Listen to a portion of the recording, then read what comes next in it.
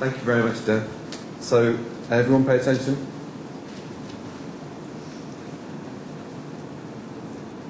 So who read Great Minds Think Alike first time?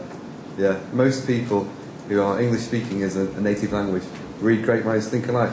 And then you read The Economist, hopefully, and you go, great minds like think, great minds think alike. Ah, it's The Economist and they're being clever. And I get that joke, so I'm clever, so I like The Economist, and I must be smart like the people who read The Economist. And it all feels good inside, doesn't it? So one of the great things that we can do with eye tracking is we can actually chart this at an individual level. So, great minds think alike, and then part of your brain goes, no, that's not what I read. I read something different. And you go, like I think. And then you go, like I think, and great minds like to think, and then you see The Economist and you go, ah, brilliant. I get it. And so this is one of the most powerful applications of eye tracking, is the ability to look at very fine grain, very accurate things that are happening, that people are looking at, and map these onto cognitive processes that are occurring in their brain. So let's have a look at another one. Oh, that was great. A couple of expressions in the audience there. It's a very shocking image at first, isn't it? So one of the things that draws you is that, oh my God, it's a man who's got a false arm. And then you go, oh right, he's got a false arm that ends in a spoon. And what we often see here, and we can tell very accurately with our eye tracker, is this large spot here donates a long fixation, upwards of half a second. We think that that's part of your brain saying, I wasn't expecting that. Which is really interesting. Because one of the most challenging things about creative work and communication is that you need to get people's attention. So in order to get people's attention, you have to do something that they didn't necessarily expect, that they weren't predicting. So it ends in a false arm, so you got my attention. And then beautiful, I get an engagement with the brand here, because the arm is effectively going, look over here. And what if, this is just a hypothesis right now, we've got a 2-year research program with Reading University to look at this and some other ideas. What if what the art director's done here is tripped off a natural learning capability? Well, what if, by putting this slightly surprising element in here, we've tripped off something in your mind that goes, oh, that was interesting, I might want to learn that for later. And then engage with a brand. That would be very clever, wouldn't it? That would be really cool. So that's a couple of really big animated examples to get your attention. We're going to go and look at some case studies really quickly now, because we're all here for a short time. So direct marketing.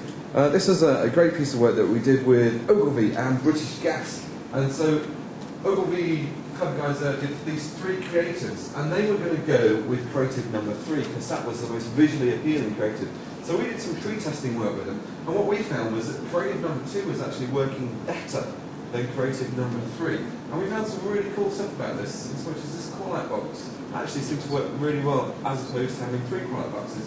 And having a PS line here, we can see, sorry, I've not explained this, this is a heat map. A heat map is an aggregated view of at least 30 people in each of these. So 30 people, 30 people, 30 people. So that's the aggregated view of how 30 people are looking at this communication. So we're getting engagement with the PS down here, which was really great. We did some testing before this as well, and we found that actually having a real signature worked better than not having a real signature. And one of the great things though was that without this pre-testing, the guys at Ogilvy would have gone with this.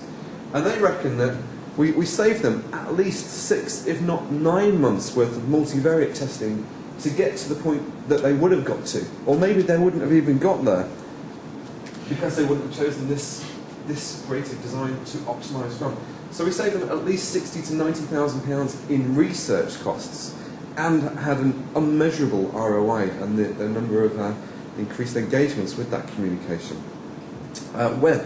Everybody's got a website. We've been working with Virgin Holidays for many years now, and back in the day, this is what their website used to look like. And so here we have a heat map of the website, and this is again where people are engaging with content and where they're not, in particular here, not particularly noticing this 5% discount exclusive offer.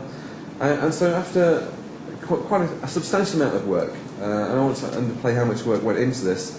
This was the new design of their website, and They had an increased conversion rate of over 90%, and ROI is over 1,000%, and it just continues to grow. Just to put that in terms, at peak days, that's over £500,000 per day uplift on their sales. Huge, huge figures here.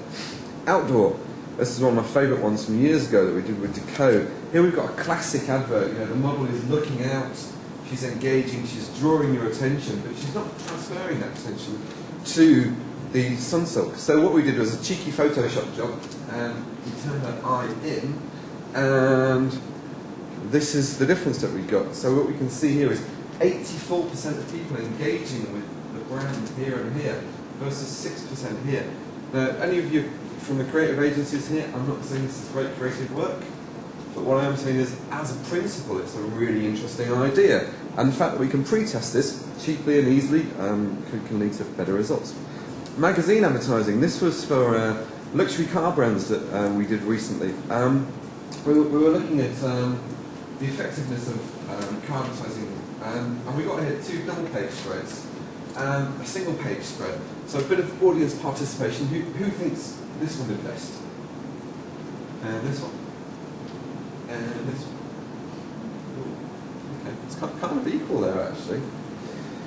Well, just before I tell you the full results, I want to dissect this creative in particular.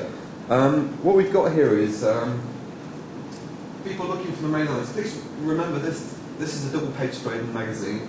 We've got people looking from this element to the car, and this element to the car. That's what these blue lines show us. The thicker the line, the more people actually made that journey to and from.